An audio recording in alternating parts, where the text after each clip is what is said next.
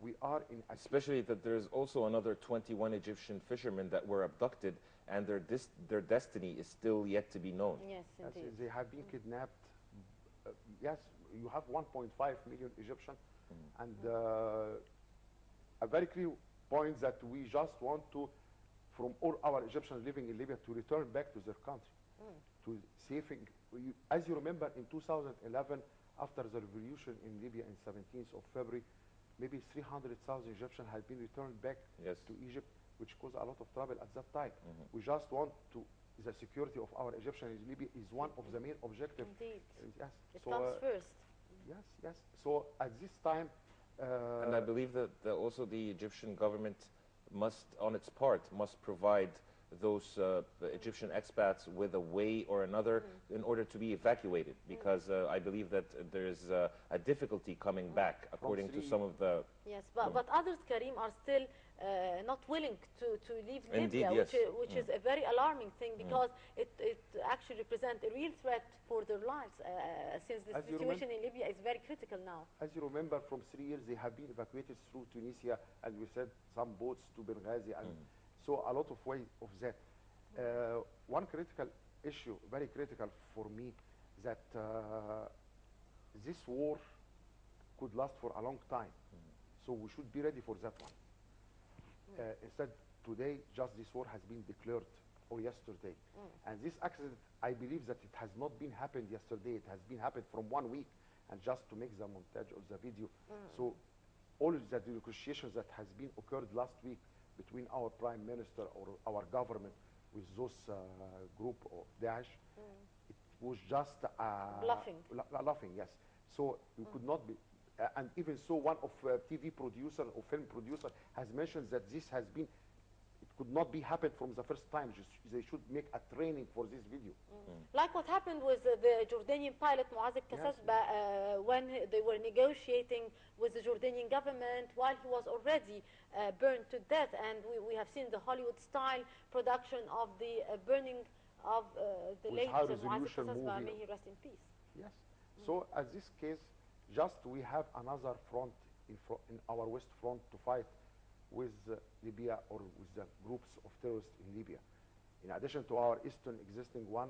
And we have, instead of those, a big challenge to make, to improve our economy, which will be next month. We have the economic forum. Yes. We have a lot of challenges, as we are Egyptians here, 2 wars at the same time with our economic development.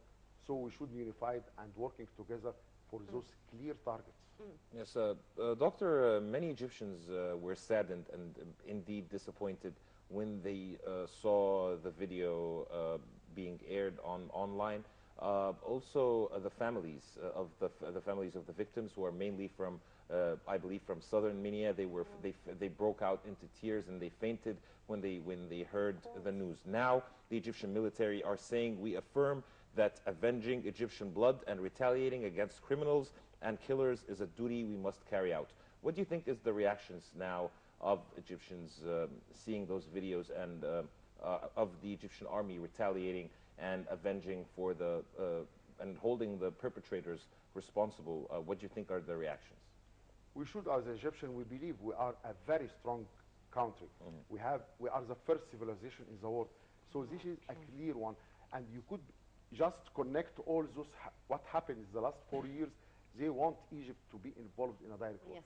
So as we are ready for any challenge from that kind, and we are working very well under pressure and under deep challenge, and be sure that we will fight very well, and we will destroy all those groups. I believe in that at that critical period. So about the families in the southern of Minya Governorate, it has been clear also one of the message of President Sisi that we are fully supported those families. And the day before yesterday, Prime Minister Mehleb and the Minister he met with them. They met with them. So now we could just wait today. I think that they will support those families, 21 families from the same governorate, from the same villages around. You could believe. But coming back, why those people has been forced to work in Libya? Because some groups in Egypt has been burning their working in Minya 4 years ago. So we should just to face the main problem that they have caused those poor people to work and leaving Egypt to work in Libya. So this is one of other issues. Dr. Haytham, Foreign Minister Sameh Shukri is going to participate in the anti-terrorism summit, which will take place in the United States. How do you see the stance now of the international community regarding the terrorism issue, which will be raised during that conference? After all what we have seen recently, from the slaughtering and the beheading of the Egyptians in Libya, the killing of Muaz Kasasba and others who were beheading the American citizens, Japanese. And also in Sinai. Indeed, and in Sinai. Do you believe that the stance of the West now, Karim, also will change regarding the Brotherhood terrorist group and other groups which the West did not consider as terrorists as well? Just reading the history 1 year ago, we have been asked clearly to involve in a direct war in Syria and Iraq.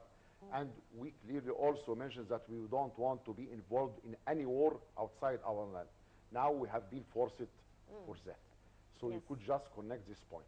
Another point about the Muslim Brotherhood that you have mentioned, just also returning back 2 years ago, when some Egyptian has been kidnapped in Libya and had been kidnapped in Sinai, they have been evacuated within 1 hour by a direct telephone call from a former president. So you could just connect between the direct relationship between those groups and the Muslim Brotherhood. So as I remember, in 2012, during less than 1 day, similar groups had been kidnapped and had been released in 1 day. I don't want to discuss the issue of the safe issue of those kidnapped people, but just the direct connection between those groups and the previous regime in Egypt. So all the reactions or actions of those groups just to make a pressure on Egypt in some way that they are working, our enemies are working together just against our As country. they might think that they can intimidate or bargain with the Egyptian government over the release of the prisoners in return for the abductees. It is a game and it will not work like they want. We will win by the end of the day.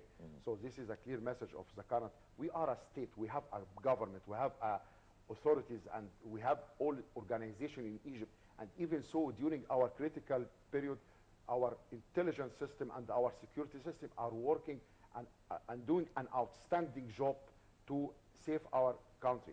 So now a new challenge has been raised just yesterday by this accident, and we are believing that we will deal with this accident in a good manner, and we will. We already started just hours, just hours after it happened.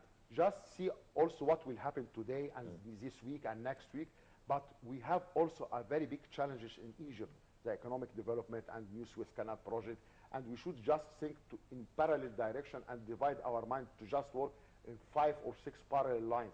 Our security in the east and western part, and our big challenges about economic development in Egypt. So I believe in our president and our government, and they will be sure that they have behind them 90 million Egyptians fully supported of that action. I know that a lot of us, even all of us, not a lot, all of us are being disappointed by the news yesterday. But this is Egypt. Egypt has been attacked a lot, and in every war that we entered, we win by the end of the day. You could just coming from the history 4,000 or 5,000 years ago, all our enemy has lost, and even so, those people will lose also. Dr. Haytham, do you believe that the deep root of solving the crisis of the problem and threats of terrorism should start from the development, not only by counter-attacking terrorism by the military and the police and all these missions by our army?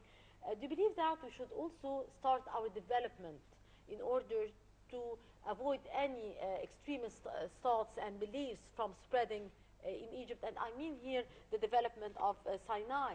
To what extent this is important nowadays in order to avoid any other terrorism from spreading there? Yes, you are talking about medium or long term, because if we make development, we will not get the benefit in one day. Or you are talking a medium term, 5 years, or long term, 20 years. and also in addition to the improving the education system and all the stories that we, but we are now talking in a very short term, in 1 week, or we just want to how to deal with that issue. For sure, we have suffering from 30 years of the previous era in Egypt here. Negligence of Sinai. Negligence of Sinai, education, the quality of health system, and all those issues.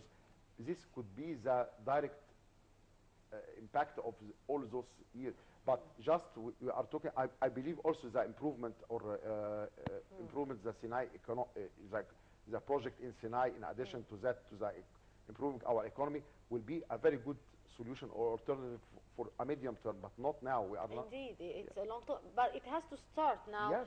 In order to avoid any repercussions like what happened. And now Northern Sinai was a hub for terrorists, and it was used by the terrorist group of the Brotherhood in order to increase the extremist thought there and trying to create a caliphate in Northern Sinai during the time of the former My hometown, president. I am mainly hometown from Arish. So all what happened has been completely reduced.